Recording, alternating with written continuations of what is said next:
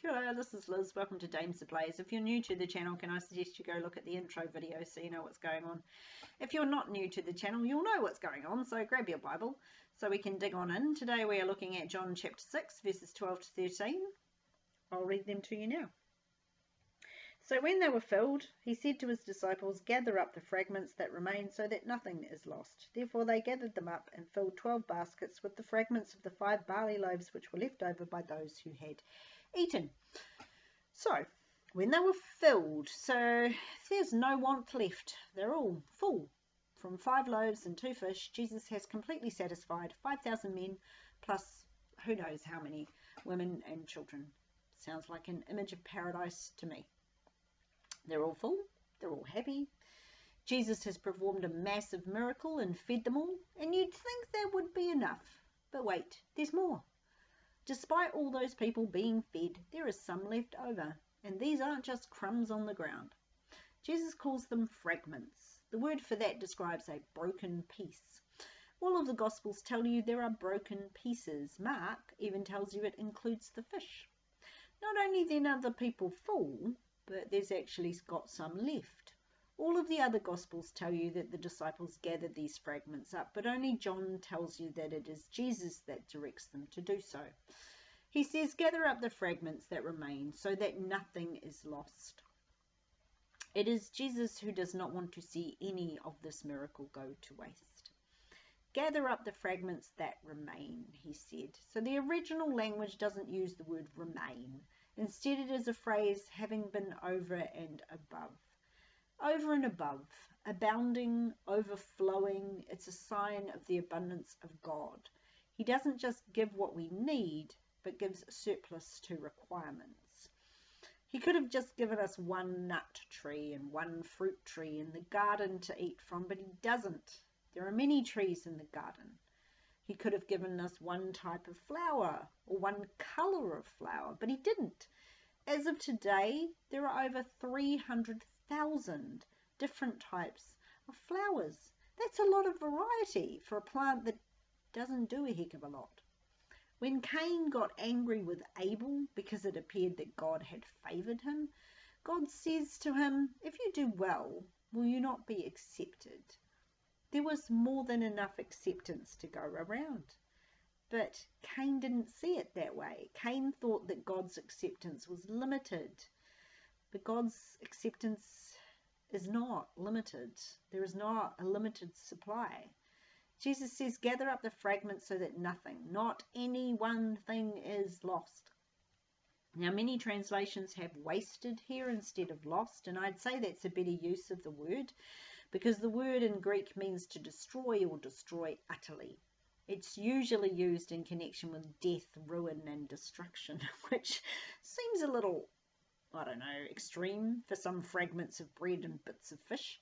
And how odd that the one who did the creating out of the few loaves and fish should be concerned that nothing gets wasted. He could have just produced food for them whenever they needed it. Why does it concern him that they should gather it all up?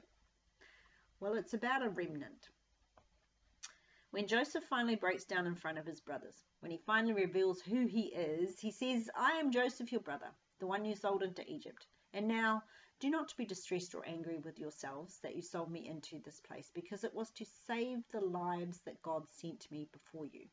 For the famine has covered the land these 2 years, and there will be 5 more years without ploughing or harvesting. God sent me before you to preserve you as a remnant on the earth, and to save your lives by a great deliverance." Since those days, the idea of God retaining a remnant turns up all over the place. The book of Jeremiah alone has 24 mentions of a remnant. And the prophet Micah said this, "I will surely gather all of you, O Jacob. I will collect the remnant of Israel. I will bring them together like sheep in a pen, like a flock in the midst of its pasture." Just to point out that John, at the beginning of this whole feeding of the 5,000, described it like a flock sitting on the ground. Does this sound familiar at all? There is a further promise in the book of Zechariah which says, "But now I will not treat the remnant of this people as I did in the past. harvest, for the seed will be prosperous, the vine will yield its fruit, the ground will yield its produce, and the skies will give their due. To the remnant of these people I will give all these things as an inheritance. It would seem then that the remnants are important to God. We might dismiss them as unimportant, but God has always preserved a remnant for his own. Jesus directs the disciples to go and make sure nothing is wasted, and so the disciples follow the instructions. They go out and they gathered them up. And once again we have a mention of filling. They filled 12 baskets full. The shepherds did indeed fill their cups until they overflowed. Again, this speaks of the generosity of God. They weren't just partially filled, but full to the brim, stuffed full. 12 baskets full of bread. Now, there may have been fish, but John specifically mentions the bread, so we'll go with that because he's trying to tell us something here.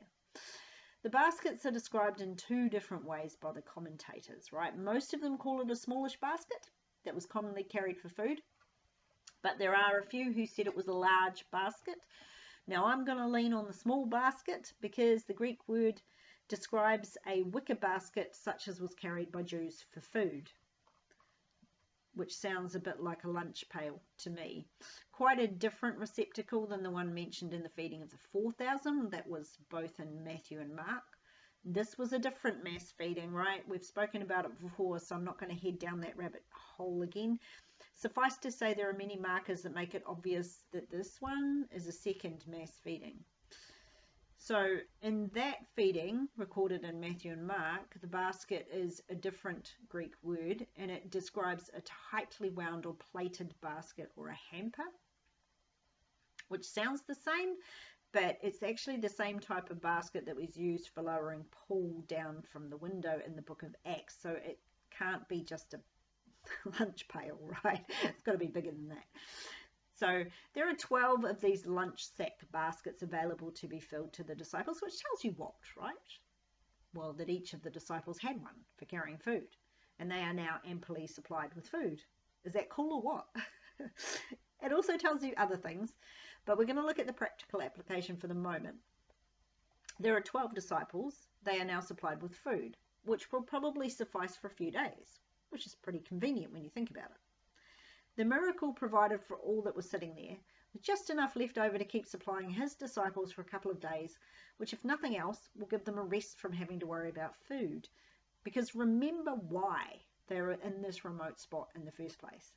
Mark's Gospel tells you that just after the beheading of John the Baptizer, the disciples returned from a mission trip, and Jesus said to them, "Come aside by yourselves to a deserted place and rest a while," because there were many coming and going and they did not have time to eat. So Jesus was concerned for the simple physical needs of his disciples. He could see that they were struggling to even get a morsel of food as they were helping him to meet the continual needs of the people that were coming to him for help. So they went to the other side of the lake, but still the people came. They went up the mountain at the end of the day, but the people didn't leave. Eventually, Jesus has no other recourse than to provide food. And because he's still concerned for the 12 and their needs, he provides enough to ensure that they will be fed for a little while longer. How cool is that? He didn't just teach the disciples, right? He was a good shepherd. He made sure his flock was fed, watered, and well rested. If we are feeling overwhelmed by life, particularly if we have a ministry, we need to consider whether or not that is of our own making and not the Lord's. It's pretty obvious that he actually does care about our basic needs. He even gave us a day to rest in. So that's the practical side of the 12 baskets, but there'll always be wider application, right? Whenever the number 12 shows up, because as any Jewish scholar will tell you, it's symbolic of the nation of Israel, based on the 12 sons of Jacob, aka Israel, right? So some of the commentators negated this symbolism. They settled only on the practical application, but I always feel like it's a mistake to box the Bible into an either-or kind of situation. It is my strong belief that when trying to figure out what the Bible is trying to tell us, we should always employ and, not either-or. I've said it before, and I will keep saying it till I stop speaking. The Bible has layers upon layers upon layers of meaning and understanding, and we should see it in all of those layers, not just one or the other. So, symbolically then, 12 tribes, which are also represented in the temple by the 12 loaves that were placed there every week to represent the 12 tribes. These were called the showbread, or the bed of presence. Once a week on the Sabbath, a new batch of bread, excuse me, baked the day before was placed, and the priests would eat the week-old bread. On the website Torah Portions, I found a little gem of a story. Apparently, during the Second Temple era, there were so many priests, over 1,000, that's quite a lot of priests, that the 12 loaves were not enough to satisfy them all. Okay. However, the Talmud stated that if God's favour was upon the nation, even if the priest only got a crumb, it miraculously satisfied him, and even that there was some left over. This particular website believes that the miracle, the feeding of the 5,000, alludes to that tradition. Now, I couldn't tell you whether that's true or not, but it is what some Jewish Christians believe, and so we must at the very least consider this event through their eyes. I do see in the 12 baskets a symbolic message to the nation of Israel, that their shepherd has come, the one promised to them. There is a lament throughout the Psalms and prophets of God of sheep being lost or without a shepherd. The idea of lost here is not that they've wandered off and got physically lost, but rather that without a good shepherd to show the way, they are lost in apostasy and false religious practices. The shepherds, that would be the Sanhedrin, priests, Sadducees and Pharisees, have not been doing a good enough job. They have worried and concentrated on the wrong things. Instead of showing compassion and care for the broken and the hurting, they have hunted amongst the sheep as if they were wolves. Now, Jesus will double down on these kind of analogies in chapter 10. I'll just leave it there as a thought. In the woes listed in Matthew 23, Jesus says this about the leaders. Woe to you, scribes and Pharisees, you hypocrites! You traverse land and sea to win a single convert, and when he becomes one, you make him twice as much a son of hell as you are. Jesus didn't pull any punches, really. Certainly not with the leaders, and certainly not with the leaders who led the people astray. So he came first to bring his lost sheep, those that had been under these poor shepherds, back into the sheepfold. So the lost sheep from the house of Israel, that's 12 tribes, that's 12 baskets. So at the beginning of all this, right, we went from having not enough money to feed everyone to having 12 baskets of food left over, and all it took really was handing the problem over to God. Truly, Philip's response should have been the same as Ezekiel's. When God asked Ezekiel if the dry bones live, he said, "Oh Lord, only you know." What a great statement. What can we learn then from the feeding of the 5,000? That Jesus is the good shepherd, the perfect shepherd. He is my and your shepherd. We shall not want. That means he will supply our needs, not our wants, but our needs. He will make us lie down in fresh green pastures and beside calm and still waters for the refreshment and recovery of our souls. He cares about our well-being much more than even your nearest and your dearest do. He will set a table before us in the presence of our enemies, and our cup will run over, so that we have some to give away, for we cannot outgive the Father of the universe. 2 Corinthians 9:7-8 says, "Let everyone give as he purposes in his heart, not grudgingly or of necessity, for God loves a cheerful giver. And God is able to make all grace abound toward you, that you, having all sufficiency in all things, may have an abundance for every good work." You can't outgive God. Just as the widow's oil was always flowing, we too can be flowing with the goodness of God. As we give it away, more will come. This gathering of the remnant is both a sign of God's generosity and his desire to preserve that remnant. We may be feeling in this age of craziness and apostasy that the church is getting smaller and smaller, and I think that perception is true, but just because it's small doesn't make it ineffectual. When Elijah was depressed on the top of a mountain, he complained that he was the only one left. And God corrected him.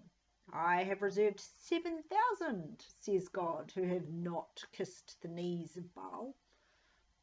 Paul refers to this in the book of Romans, calling them a remnant, to encourage the Jewish believers that God has not finished with them yet. God always has a remnant, and it will be just enough to satisfy the needs of the many, so do not despair. You keep doing what God has put into your hands to do, and leave the big picture stuff to Him.